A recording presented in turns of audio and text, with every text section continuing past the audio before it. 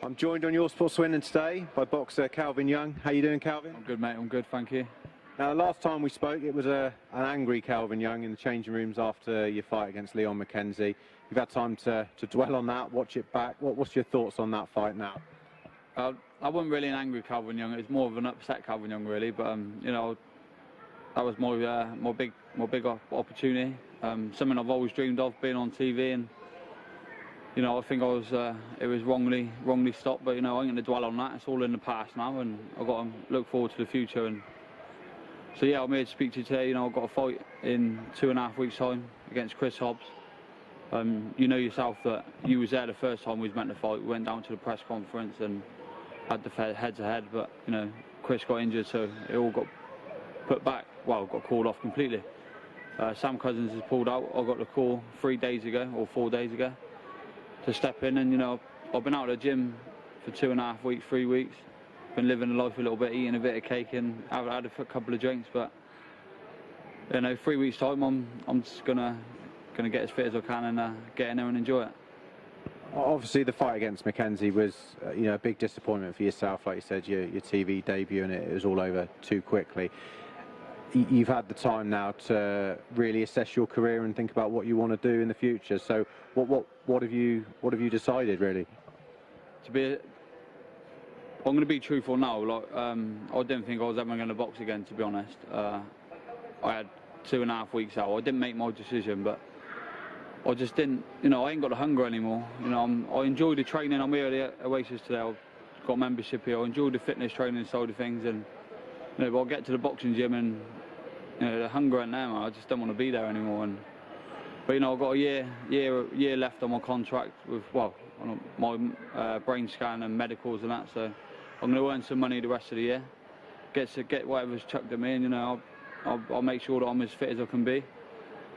Just enjoy it, man, and just earn some money. So effectively, you're saying that you're going to go on the road, and you're going to be a journeyman, which is what we call boxers that do that. How hard has it been for you to make that decision? Bearing in mind, you know, you've been in some decent title fights in the past. It's not a hard decision. Listen, being a journeyman or a ticket seller is you know, you're boxing at the end of the day. And you know, for me, I've got a year left to run on my everything with the boxing board and that. So I'm just going to earn some money. But you know, to do that, I cannot be bothered to go out and sell tickets. So the only way I'm going to do that is by going on the road. You know, and just do it. I'm going to earn as much money as possible for the rest of this year. And you know, you never know. At the end of the year, I might get a bit of the hunger back. But at the moment, I can't see it. And I'm just enjoying my training and keeping fit. And you know, just enjoying life really, and you know, see what move I'll make after this Chris Hobbs fight. Let's talk about Chris Hobbs. You know, I know it's a fight on the road for you, but it's actually a winnable fight for you, isn't it? Listen, when I was training for him last time, I had a good like 8 weeks notice, and you know, I know for a fact that you know the best me will beat Chris Hobbs. You know, I've got 2.5 weeks. You know, he's been in training camp for quite a few weeks now. But, all the pressure's on him. There's no pressure on me. It's in his backyard. He's got to sell all the tickets. I'm not taking no one down with me. I'm just going to go down there, get in there, do what I've got to do. You know, and we'll see what happens. If I come out victorious, then that's great. But you know, I'm just there to earn the money now. I'm going to pick up the paycheck, and I'm going to get home and go and spend my money on some good stuff. At the end of the day, it's about, you know, securing the future for your family, isn't it? This is just a job at the end of the day. As much as we all love watching good boxing matches, you know, it's for you guys. This is your career. This is your livelihood. Yeah, I think you know, 2 years ago I had massive hunger, and you know, I was boxing for big titles and went to America to try and secure a world title fight, and you know, the hunger there was massive. And you know, when I come back, I took a fight. My last fight with Rich, I got beat on. You know, I had a crap camp and I wasn't performing. But you know, the last week I went and sparred Eamon O'Kane and sparred really well, and I thought, you know, I got it back here now.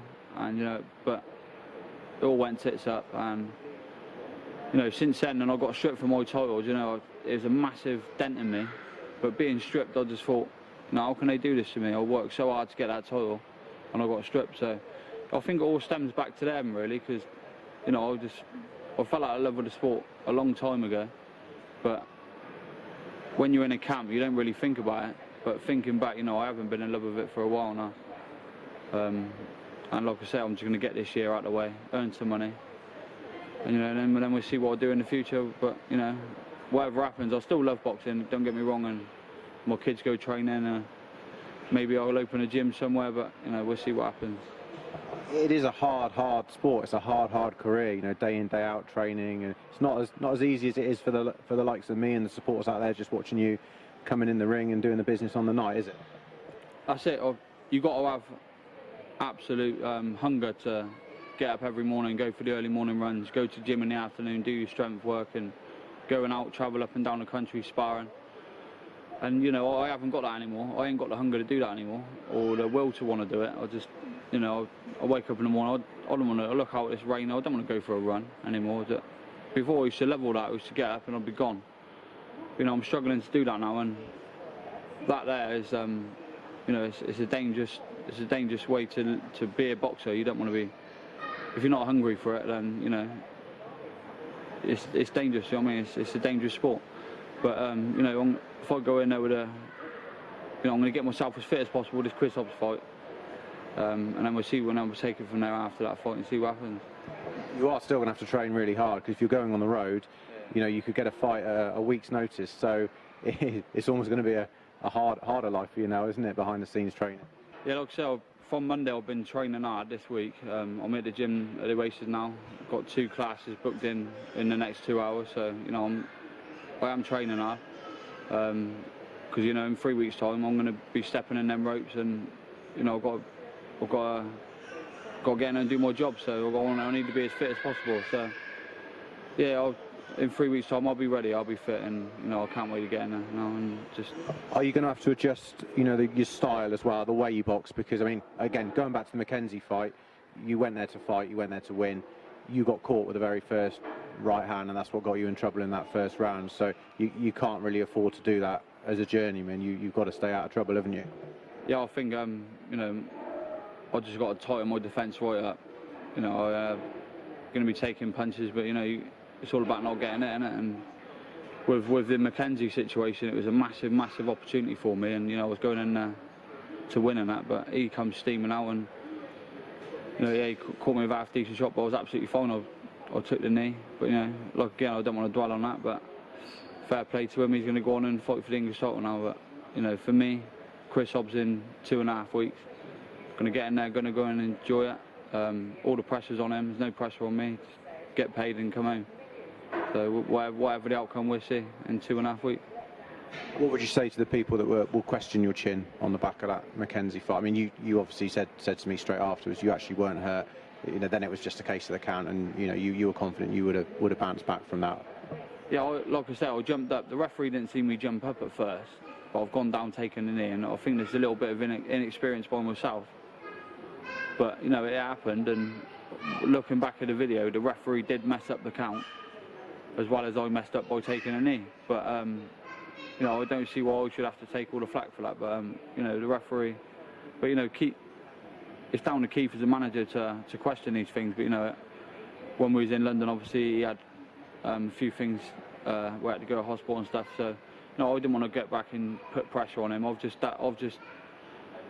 lived with it now, and I'm going to move on and see what happens. But I think it was a big mistake by me taking a knee, but the referee has got to put his hands up as well and say that it was a mistake by him, because the count was messed up with the timekeeper. But it is what it is, and I can't look back on it now, and just got to move on.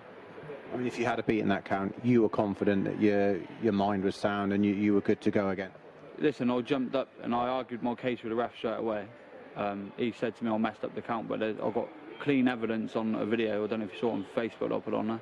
Some bloke showed me the video camera from behind, and he's missed out the 9 and he's gone straight to 10. But yeah, like I said, I don't know, it all happened so quick, but I was absolutely fine. I argued my case, and I've been hurt many times more than that.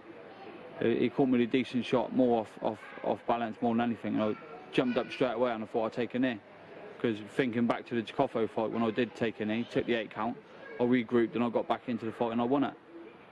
So, you know, but it's happened and that's it. Have you taken a little bit of stick from your friends over it all, or not?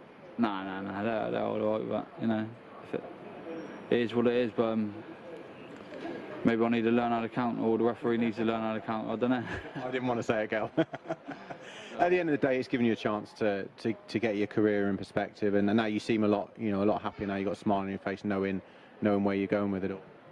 Listen, I had a great 3 days in London, being on a big stage, being in the big bill, being in the changing rooms with some big fighters and stuff like that. And, you know, I wouldn't change nothing for the world by what happened in the ring, but you know, I got a good payday for it as well, which is the main thing about it.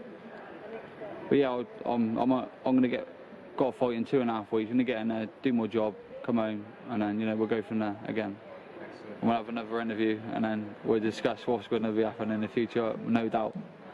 I mean, there's a rumour circulating about Sam Cousins as well at some point. You both would still love that fight, wouldn't you? Yeah, me and Sam has both said that, you know, because he's on about retiring as well.